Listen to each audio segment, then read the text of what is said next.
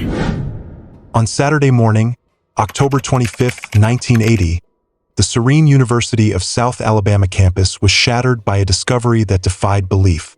An 18-year-old All-American girl, Katherine Foster, was found dead, lying in a wooded area just steps from her dorm.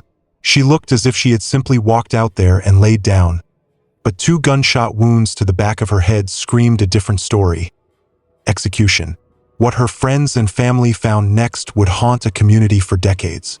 This is the mystery of Katherine Foster's murder, a case that refused to be forgotten. I'm here to tell you a story that will challenge everything you think you know about trust and hidden lives. As a forensic expert, I've seen the darkest corners of humanity, the secrets people desperately try to bury. But what unfolded in Mobile, Alabama, in 1980, changed the very fabric of its seemingly idyllic community. This case, initially dismissed as an unsolvable enigma, ultimately revealed a truth so shocking it continues to reverberate today. What you're about to hear has never been fully laid bare, exposing the meticulous work of dedicated investigators and medical examiners who refused to give up, even when hope seemed lost. Katherine Foster was, by all accounts, the epitome of an all-American girl. She was a shining star at the University of South Alabama, pursuing a physical therapy degree with an unwavering dedication. Her life revolved around her studies, her close-knit group of friends, and her deep involvement in her church. She was respectful, popular, and cherished by everyone who knew her, especially her parents, who were pillars of their local community. Imagine a young woman, bright-eyed and full of promise, with her entire future meticulously planned out. She was the kind of person who made the most of every opportunity, serious about college and building a meaningful life. Her daily routine likely involved early morning classes, study sessions in the library, and evenings spent with friends or attending church events. Her dreams were tangible: a career helping others, a family, a life filled with purpose. She was the kind of daughter every parent dreams of, and a friend everyone wanted. On Thursday, October 23rd, Katherine, along with her 2 close friends, Tish Consolini and Jamie Kellum, planned a simple, everyday outing grocery shopping.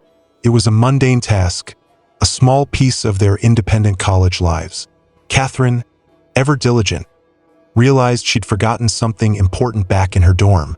"I forgot something," she told Jamie. "I will go get it and I will meet you at your car."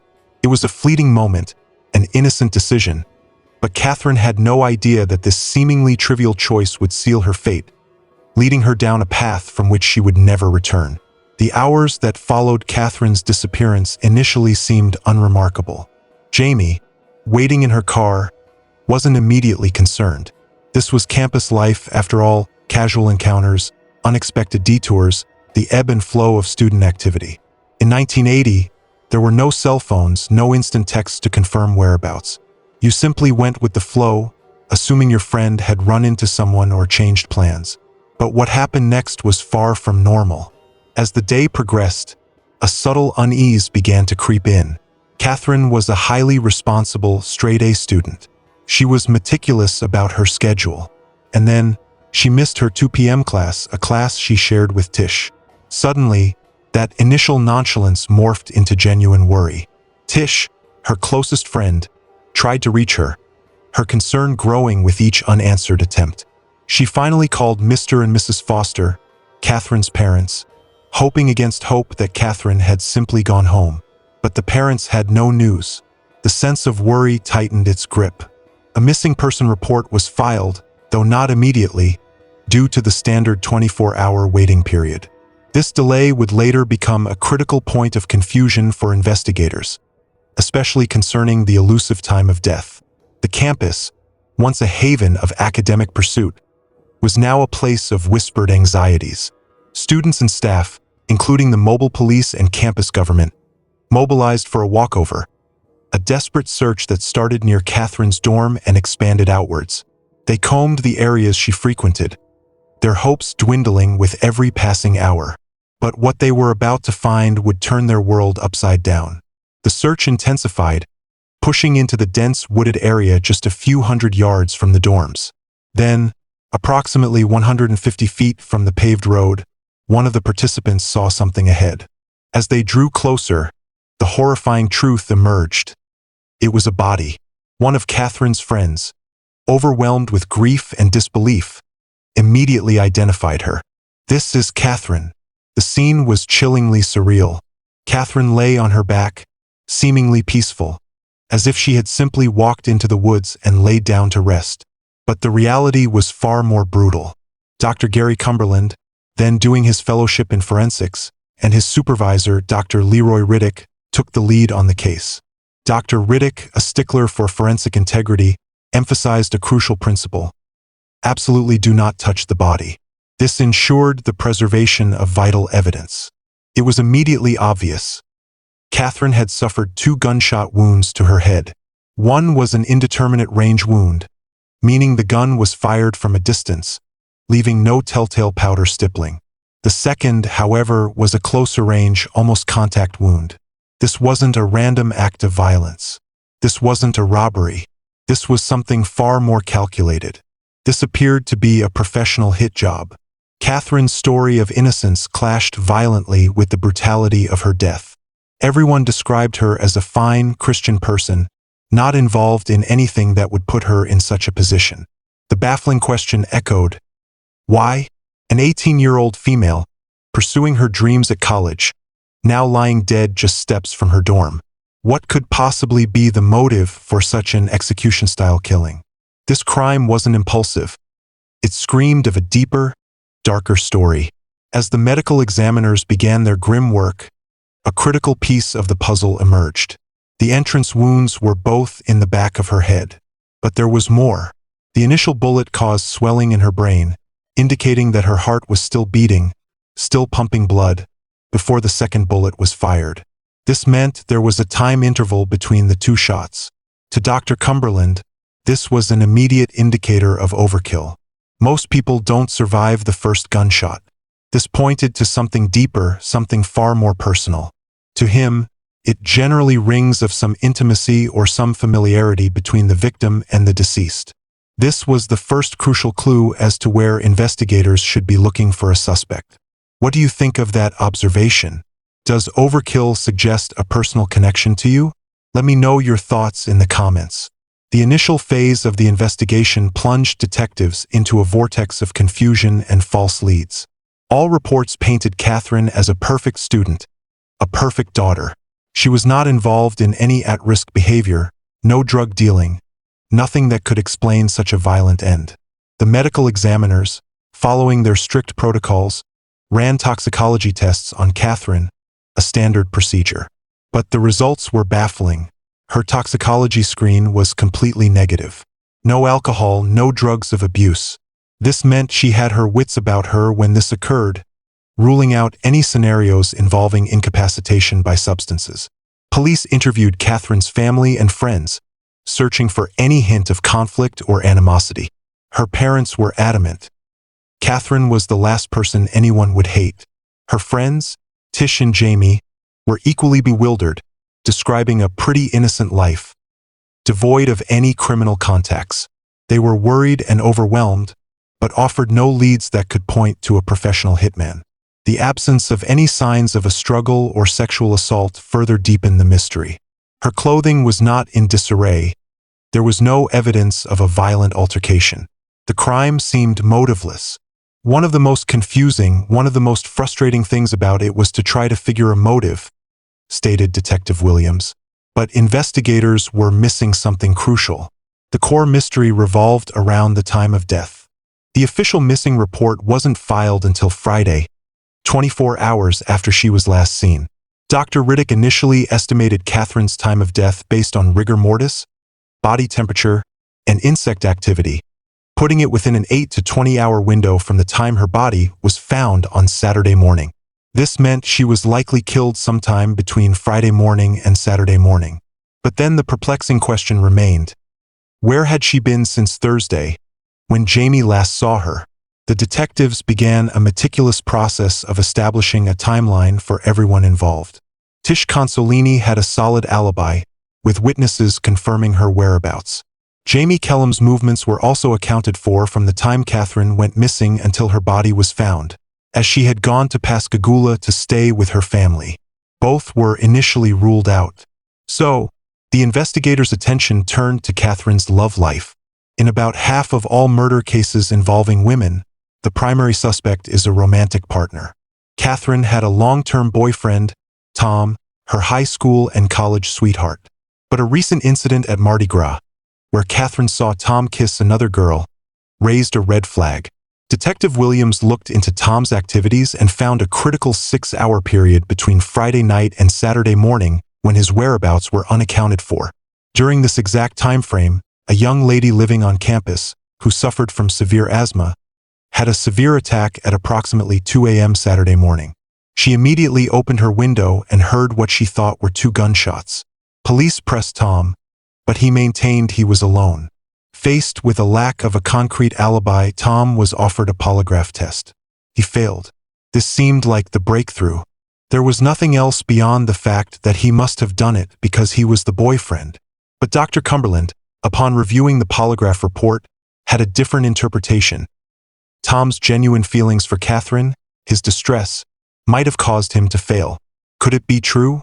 What are your thoughts on polygraph tests? Do you think they are reliable? Share your opinions below.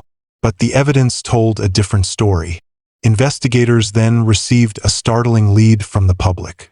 A father came forward, revealing his troubled son had left that Thursday with a .22 caliber handgun and returned home rattled. The gun seemed to fit the description of the murder weapon. If bullets were retained in the body, it would be incredibly strong evidence, linking the gun to the crime to the exclusion of all others. Indeed, a .22 caliber bullet was retrieved from Katherine's body. We thought we were home free. We had our man. Ballistics tests involve comparing the unique lands and grooves of gun barrel imprints on a bullet. The police had a known bullet from the son's gun and the unknown bullet from Katherine. They could compare them side by side under a microscope. But despite the father's brave testimony, the results were devastating. The bullets did not match. The son was cleared.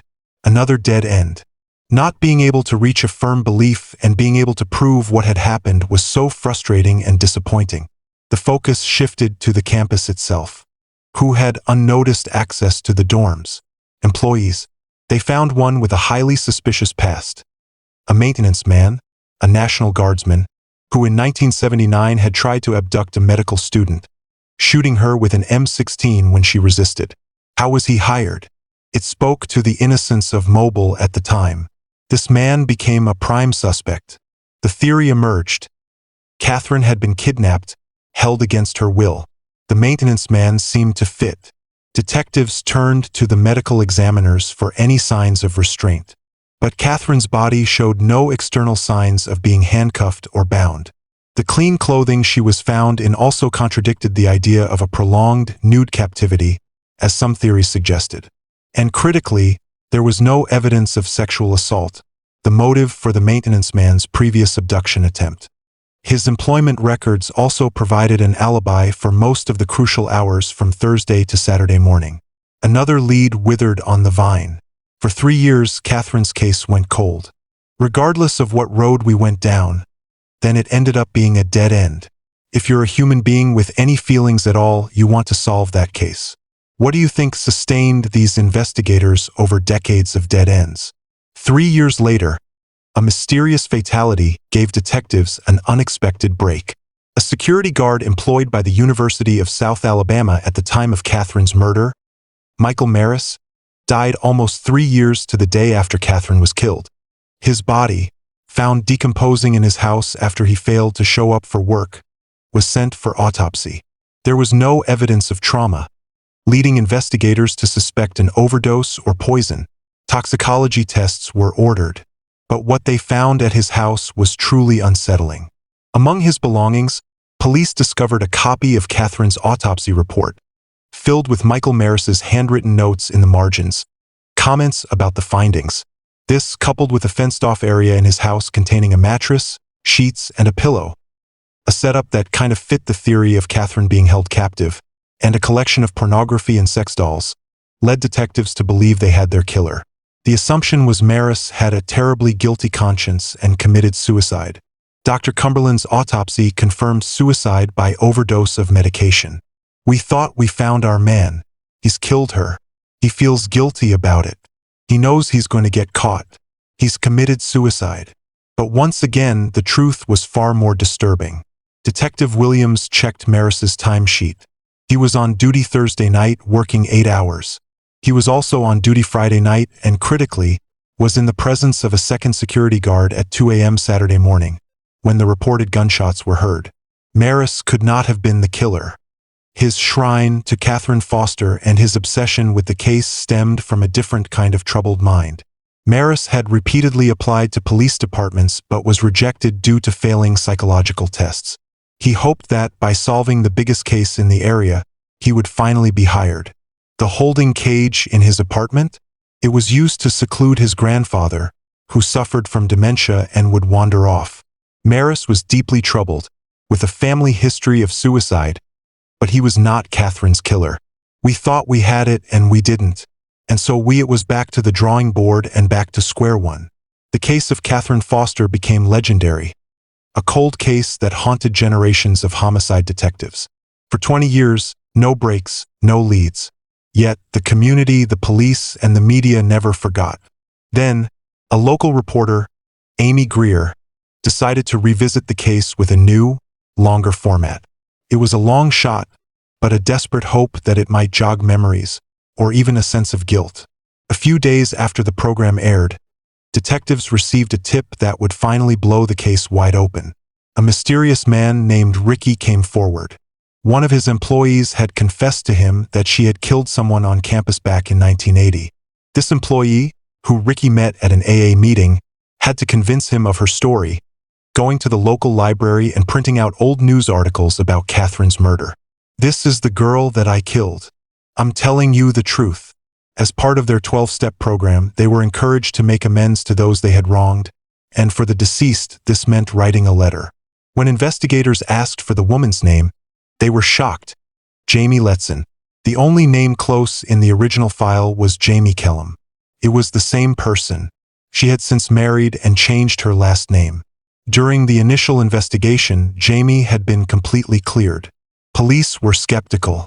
Ricky himself had a past, with arrests for manslaughter and perjury. If a criminal tells you today's Thursday, get out your calendar and have a look. Detective Morgan, however, pursued the lead. He tracked down Jamie's stepfather and asked if he had ever found a letter concerning Katherine's murder. His response, "You mean the letter?" The stepfather allowed him to read it. What Jamie wrote was a chilling confession. She lured Katherine into the woods under a false pretense, shot her in the back of the head, and when Katherine made a noise, she walked up to her, put the gun to her temple, and shot her again at close range. She then immediately threw the gun into a dumpster and returned to the dorm, acting as if nothing had happened. This letter was a stunning confession, but there was a major red flag. Jamie had a history of lying and exaggerating, telling wild, crazy stories. Prosecutors were convinced she was simply bragging to impress Ricky. Ricky had been involved in a homicide, and Jamie, a known braggart, might have been trying to make herself more interesting or appealing to him. Detective Morgan had his doubts, but he continued, contacting Dr. Cumberland, now the main medical examiner. If Jamie was telling the truth, the time of death became the critical issue. Jamie's confession implied Katherine was killed on Thursday, much earlier than Dr. Riddick's initial 8 to 20-hour window. Dr. Riddick, after all, was the guru of forensic pathology in the area. Detective Barber and Dr. Cumberland visited the now-retired Dr. Riddick to re-examine the original calculations. They reviewed the classic factors: rigor, insect activity, body temperature, and then a breakthrough, a file lost in the shuffle for 20 years, a handwritten note from 1980. It was the result of a vitreous potassium test. This test measures the potassium leakage from cells after death, providing a more precise determination of time of death. The review of Katherine's potassium test revealed a crucial discrepancy, one that lined up perfectly with Jamie's confession. The note indicated a time of death of 44 hours, plus or minus 4 hours, meaning Katherine could have been dead for nearly 2 days when found.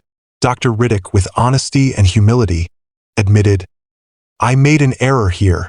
This became the turning point.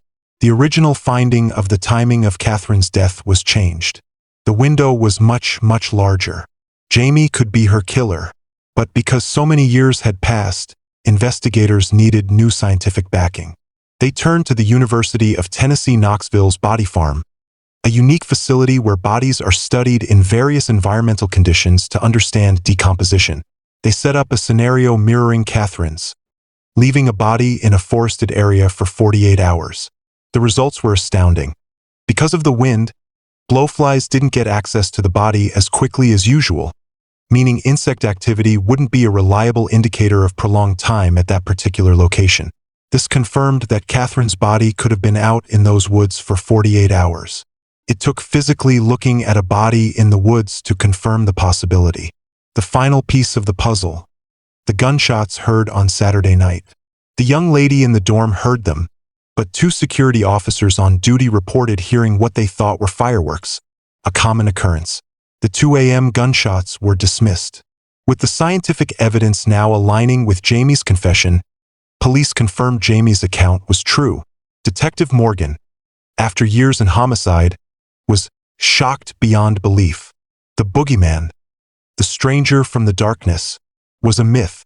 It was someone who knew her, someone least expected, who was right there amongst everyone all the time. An arrest warrant was issued for Jamie.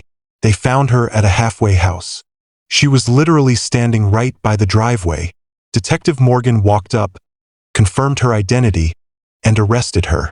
Jamie was emotional, even saying it was a little bit of a relief, and that she wanted to tell them everything. Jamie's motive?